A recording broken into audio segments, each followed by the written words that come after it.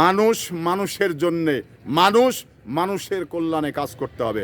একজন মানুষ আমার কাছে সে মানে কি পাওয়ার আশা করেন এবং কি পেতে চান, সেটা আমি যদি পরিপূর্ণভাবে নাও দিতে পারি, অন্তত তাকে সান্ত্বনা স্বরূপ কিছু দিয়েও শান্ত করতে পারি। তো এটা আমাদের যে আল্লাহ পাকের প্রতি নির্দেশ, আল্লাহ পাক আমাদের যে নির্দেশ দিয়েছেন, সেই নির্দেশগুলো বাস্তবায়ন করার চেষ্টা এবং চিন্তা আমাদের করতে হবে।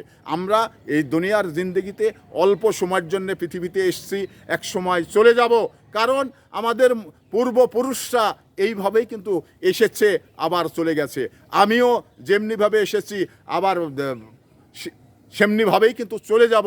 তো পৃথিবীতে যেটুকু সময় রয়েছি, সেইটুকু সময় আমার আপনার দায়িত্ব রয়েছে ভালো কিছু করা এবং ভালো কিছু জাতিকে উপহার দেওয়া।